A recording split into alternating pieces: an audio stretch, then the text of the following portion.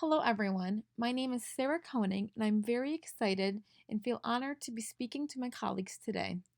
Today, we're going to be talking about overrepresentation of students of color in special education.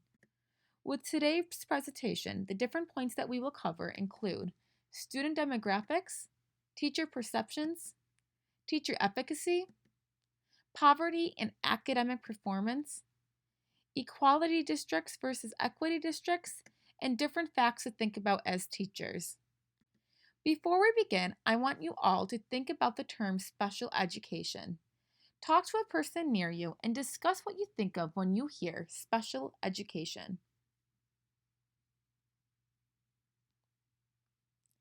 You probably talked about a variety of different things. Some things that you might have talked about when you hear special education include the different disabilities that our students have in our classrooms, different assistive technologies that are used for students with disabilities, as teachers, the different accommodations and modifications we make for our students, or you might have talked about IEPs and the different goals that we set for our students. I also want you to talk about the term gifted education. Turn and talk to the person next to you and discuss what you think of when you hear gifted education. So just like special education, you probably talked about a wide variety of things, since just like gifted education, in special education, there's not one clear definition or terms to describe both of them. So for gifted education, you might have talked about the different giftedness of students, such as an artistic giftedness, an academic giftedness, or even an athletic giftedness. You might have talked about the different acceleration or enrichment that we provide for our students who are gifted. You may also have talked about how we differentiate our instruction to meet the needs of our students who are gifted. The reason why I did this is because that we are going to be talking about both special education students and students who are gifted. The first thing I want to talk about today is the student demographics and teachers' perceptions. It is a continued poor academic progress, and there's a high dropout rates among students from culturally linguistic backgrounds. This then results in referral for special education services. However, the validity of the referral process has been a concern. Students who are from culturally linguistic backgrounds have been disproportionately represented in special education. This then is because of the teacher's referral for students for special education services. The way we, the teachers, perceive a student can greatly influence his or her academic performance and behavior in school. Because of this, there is an inappropriate diagnosis of children of different racial, cultural, social, ethnic, and linguistic backgrounds. This then is then a result of confusing disability with diversity. So as teachers, we really need to get to know our students. To get to know our students, we have to organize and design our classrooms in ways that we can take into account of our students' cultural background, language, learning styles, values, and knowledge they encounter at home. Teacher efficacy has an effect on students' learning. When I say teacher efficacy, that is what I mean about the teacher's beliefs and how they make a difference. It is important to understand the relationship between teacher efficacy and the educational success of our students. So, teacher efficacy has a huge role on a special education referral. Student characteristics and student behavior has been shown as factors that of which influence a teacher's decision to refer students for special education services. A teacher's perception about his or her effectiveness is then an important factor related to decision making. As teachers, we need to put our personal beliefs aside when it comes to referring our students for special education services. A greater sense of teacher efficacy leads us to be less inclined to refer a difficult student to special education.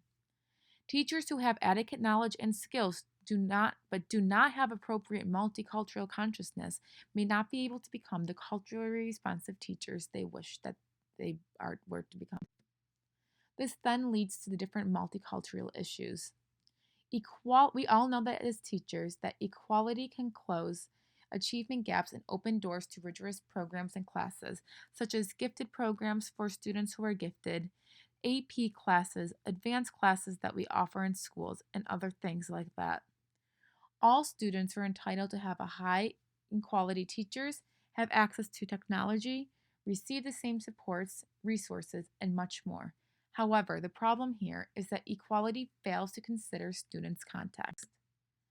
I now want to talk about equality districts and equity districts. The this equality and equity districts reflects the representation of public schools. The national representation of students in U.S. public schools are 25% of students are Hispanic, 19% of students are Black, 5% of students are Asian, 1% is American Indians, and the remainder is 49% of students who are white. However, gifted education looks quite different in these districts, and underrepresentation exists in both. When I'm talking about an equality district, that means that equality is promoting sameness. However, Black and Hispanic students are underrepresented in gifted education.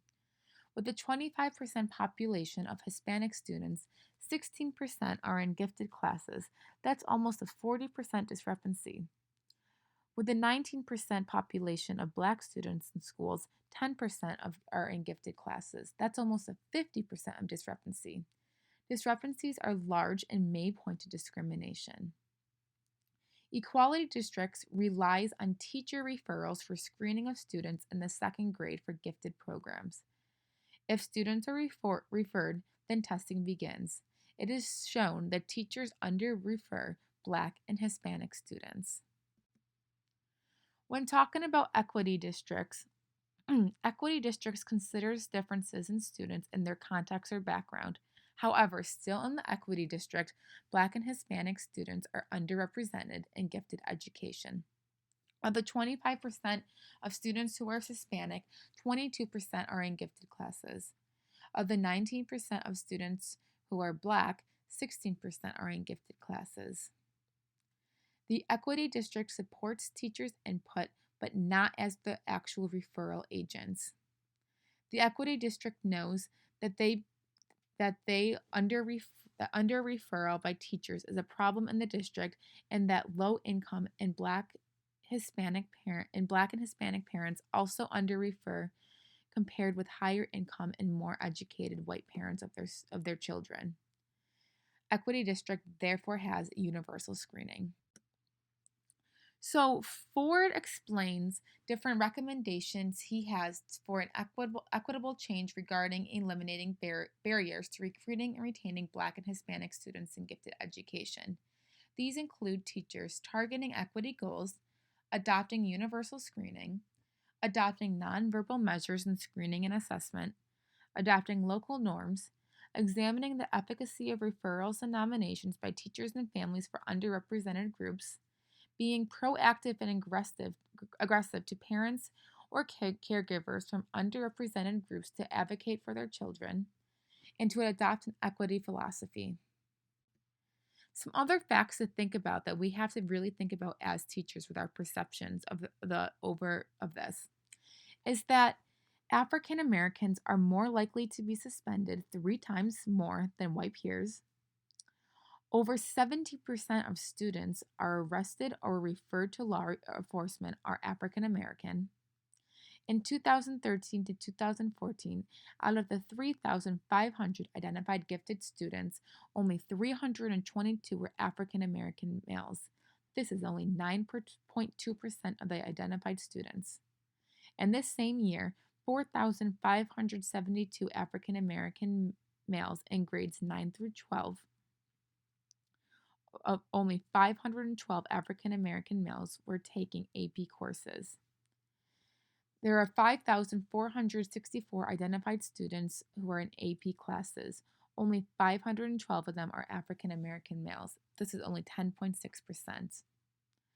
Black male representations in honor courses represents only 19%. That is only 2,720 students out of the 14,168. Finally, the Black male representation in IB courses is a small of 5.7%. This represents 37 students out of 645. These are important facts as that we need to think about as teachers when thinking about the overrepresentation of students of color when it comes to special education. Overall, from these slides, we can see that there is an overrepresentation of students of color in special education. To fix this, as teachers, we need to be careful and not make assumptions about our students. We need to not be biased about special education referrals. We need to think about the facts. We need to treat all students equally, and most importantly, we need to be the change. At this time, is there any questions or stories that anyone would like to share?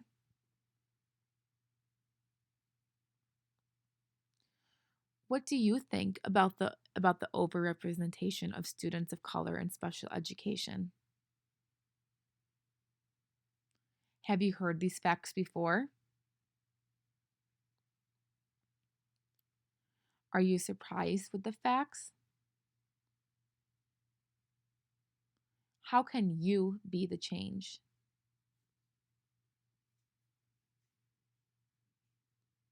Are there any other questions or comments? I would like to thank you all for your time today. The page that you're viewing now is different references that I use to create the slideshow. Thank you, and I hope everyone has a great rest of the night. I'm now going to move into talking about poverty and academic performance. We know that poverty plays a big role in a lackluster academic performance. Poverty plays a role in special education referrals as well. The studies show that there is a strong correlation between poverty and special education placements and referrals.